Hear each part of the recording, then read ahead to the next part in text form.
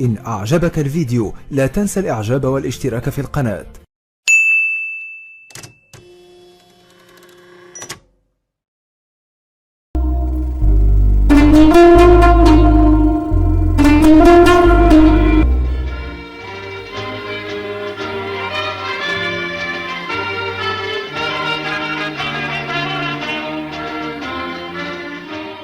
Tous les pays vont vers l'indépendance, c'est une chose inéluctable. Bon, est-ce que je l'ai compris assez tôt?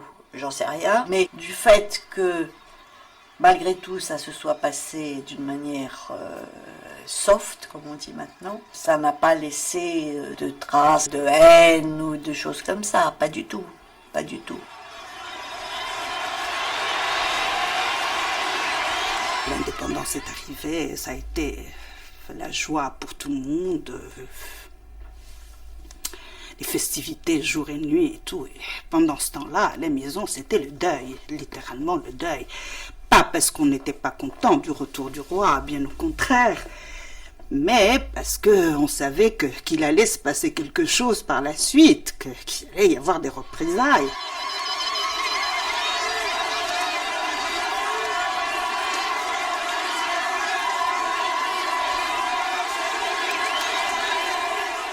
L'indépendance, on la doit au peuple.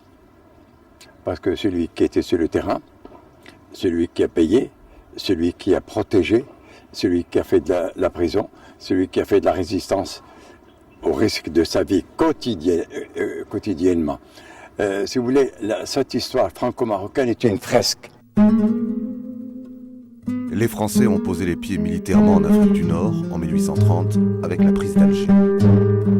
C'est à partir de ce moment que le Maroc est entré en résistance. Et cette résistance a duré jusqu'à la fin, c'est-à-dire jusqu'au lendemain de l'indépendance. La résistance marocaine à la conquête française se divise en plusieurs phases de durée et de nature différentes. L'un des plus importants chocs du Maroc avec la modernité, c'est la présence de la France en Algérie en 1830. Et ça va poser au Maroc la grande question, qu'est-ce que le Maroc? Quelle est la frontière marocaine? Et une deuxième question, allait-il laisser la France s'installer en Algérie ou est-ce que cette installation en Algérie ne va pas arriver à être aussi une installation au Maroc? Lorsque l'émir Abdelkader est entré en résistance dans l'occidental algérien, il a fait appel naturellement à Moulay Abdelrahman, ce qui est tout à fait logique. Et la collaboration a été étroite entre les deux jusqu'en 1844, date à laquelle les troupes françaises sous la direction de Bugeaud ont décidé de casser ce front. Et c'est la bataille d'Isly. Avant la bataille d'Isly, la représentation que se faisait le Marocain d'eux-mêmes était une représentation de force. Et qu'ils croyaient que l'affrontement avec le Français, c'est une question d'heure et qu'ils allaient faire une bouchée de ces Français. La volonté de résistance n'était pas en question, si vous voulez, mais les rapports de force étaient celui du pot de fer au pot de terre. Et les troupes de Bugeaud auraient parfaitement pu, sur le champ, continuer sur Fès. Fès était complètement... le chemin de Fès était complètement libre. Elles n'y sont pas allées parce que les rapports diplomatiques à ce moment-là n'étaient pas en faveur de la France. On peut dire que les Français se sont, de manière définitive, intéressés au Maroc après Fachoda. 1898 Fachoda, les Français sont humiliés par les Anglais, ils comprennent qu'ils ne pourront rien faire en Égypte. Puisqu'on n'a pas pu avoir l'Égypte, il faut qu'on ait le Maroc. C'est ça la grande idée. Il faut qu'on fasse un échange. C'est l'idée fixe. Échange Maroc contre Égypte. On abandonne l'Égypte, on a le Maroc.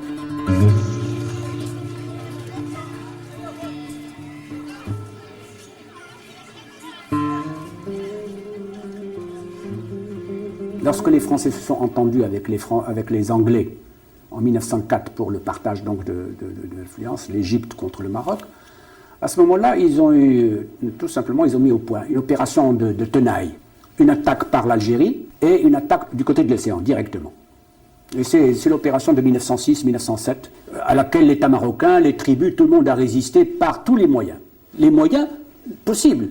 Alors la Chaouia a résisté d'une manière extraordinaire. Si vous connaissez bien la Chaouia, ça a l'apparence d'une plaine. Et en fait, c'est un plateau plein de ravins.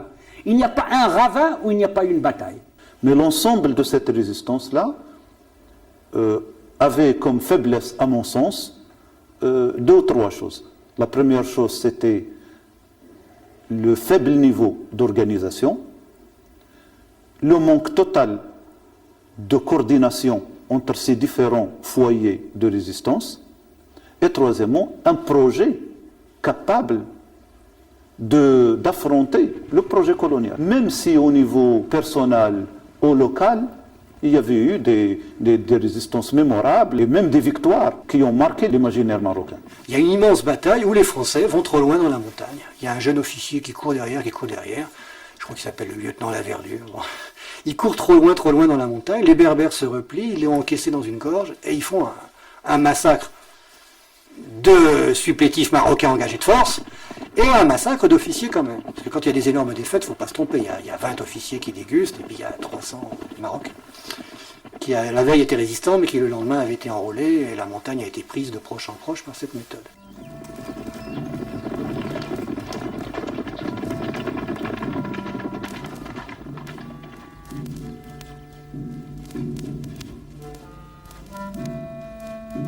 La bataille de l'Hri était une victoire.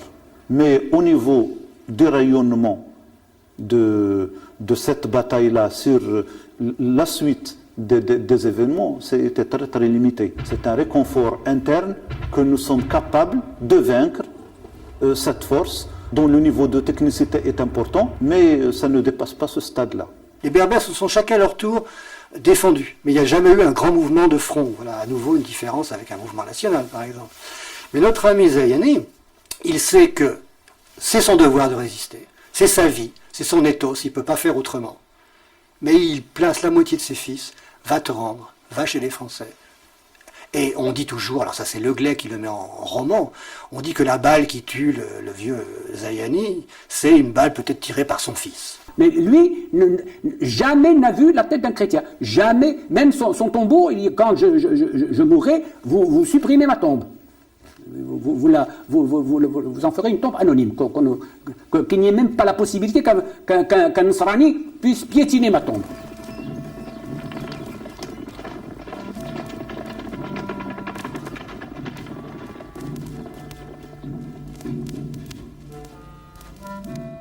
Par contre, l'expérience de Abdelkrim el-Khattabi dans le Rif avait une importance plus grande que la résistance appelée l'expérience du djihad. Et vous savez que l'armée française avait envoyé, pour réduire l'expérience du Rif, un maréchal et 4 généraux.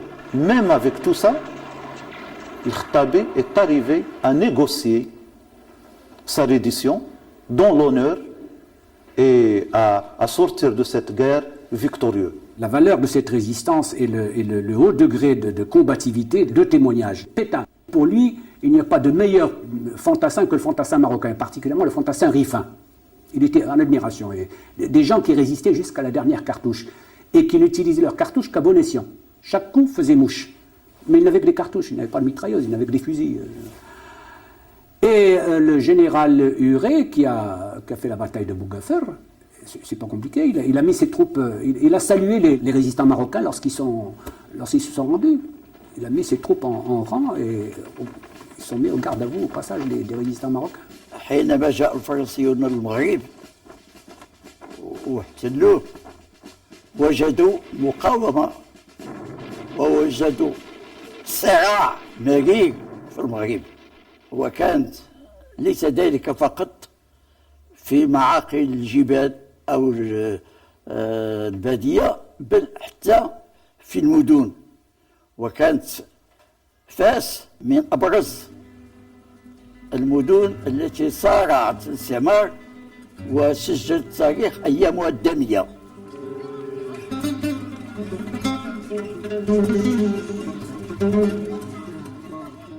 Les dernières cartouches ont été tirées par les résistants en 1934. Les Français ont pu, les autorités du protecteur ont dit bon, ça y est, le pays. C'est à ce moment-là qu'est démarrée une autre forme de résistance, la résistance politique, qui n'est pas rien. parce que c'est une... il faut savoir, il faut bien la lire. La résistance politique, c'est la résistance qui a, en quelque sorte, créé le peuple marocain, j'allais dire.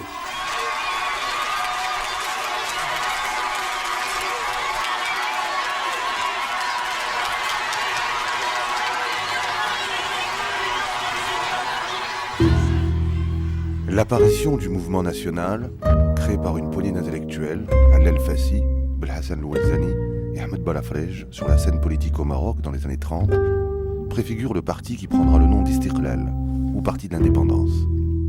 Ce parti, dont le nom est tout un programme, estime que le protectorat est dépassé et que le seul moyen de faire avancer le pays, c'est l'indépendance. Et alors le mouvement national, c'est une réaction pour réactiver en quelque sorte l'intelligence marocaine, ou l'intelligence du pays, parce que ça ne s'est pas passé uniquement au Maroc, de réactiver l'intelligence du colonisé. Il y a eu évidemment des levains. Chakib Arsalan est venu de l'Orient parce que l'Orient nous devançait. Bon, Chakib Arsalan est venu, il a trouvé ici des jeunes Marocains prêts à écouter, à agir, décidé à reprendre le flambeau de la résistance, et ça a marché. المدايس وتأسيسها هو بداية الخطوات الأولى لخلق الأجيال التي توالت في المدرسة. بالنسبة إلينا كانت هي الخالية وهي النادي وهي ما يسمى بالحزب أو مركز الحزب. Le manifeste de l'indépendance en 1944 a été le couronnement d'un lien entre le mouvement national et la monarchie marocaine et surtout le sultan Sidi Mohamed Ben Youssef. Le lien important qui existait entre les deux partis, c'était la légalité marocaine face aux manœuvres étrangères de changer profondément le Maroc et peut-être de l'amener à être dans l'espace franco-chrétien. المطالبة بالاستقلال ديالنا الوثيقة كتضمن أمرين اثنين. أولا كنطالبوا باستقلال بلادنا وتحريرها، هذا ما في إشكال. ثانيا كنطالبوا بأن بلادنا تنظم على أساس دستوري وعلى أساس ديمقراطي، وبعبارة كنبغيو الملكية ديالنا ملكية دستورية ديمقراطية اللي غتستجب لمطامع الشعب واللي غتعطيه الحقوق كلها. Lorsqu'ils ont présenté le manifeste, eh bien, ils ont été reçus à coups de canons et de mitrailleuses. Ce qui était le comble. Parce que qui était à la tête de la France à ce moment-là? Qui était responsable des affaires de la France? C'était le général de Gaulle. Et qui est le général de Gaulle? C'était le premier résistant de France. C'était la résistance française qui tapait sur la résistance marocaine. De Gaulle dit, oui d'accord, moi je veux bien m'entendre avec mais pas pendant que nous sommes encore devant l'ennemi allemand. Alors vous leur rentrez dedans. Et ils leur sont rentrés dedans. Et mon père est mort dans les événements de 1944, à Fès. D'autres sont morts ici à Salé, à Rabat. Ils ont cogné comme des sourds, parce que non, il ne fallait pas couper. Même le Parti communiste de France a soutenu l'action de Gaulle. Il dit, ouais, non, mais il faut pas. C'est pas le moment. Le 11 janvier, il y a eu le manifeste, mais quelques jours après, il y a eu une répression très dure des autorités du protectorat contre les nationalistes, et notamment plusieurs jeunes qui ont été fusillés à Temara, à côté de Rabat. Spontanément, en fin janvier 1944, j'ai participé aux luttes des jeunesses communistes marocaines, non seulement pour les idées démocratiques, mais en même temps pour l'indépendance du Maroc. Nous avons vécu ce que j'ai appelé l'esprit de la résistance, nettement vécu par toutes les jeunes qui étaient issus et qui ont compris, les jeunes marocains, résistants eux aussi. Le professeur Massignon m'a demandé avec lui signer le manifeste par lequel nous avons créé le comité chrétien d'entente France-Islam, qui allait se battre donc de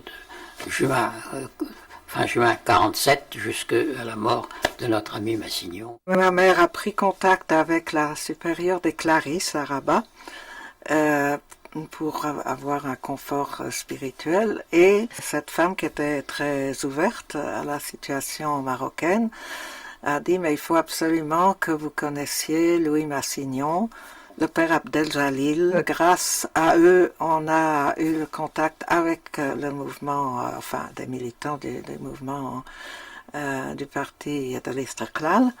Et à partir de là, on s'est embarqué dans l'aventure d'appui à l'indépendance du Maroc. On parle du parti de l'Istiqlal dirigé par Al-Fassi, mais celui qui a vraiment créé le parti, qui l'a mis sur pied, qui en a fait un instrument de masse pour la récupération de l'indépendance, c'est le Mahdi Mbarka. Et a aidé d'Abdelrahim Bouabid, si vous voulez, le mouvement national de la deuxième vague. La première vague du mouvement national, c'est les gens nés en 1910-1909.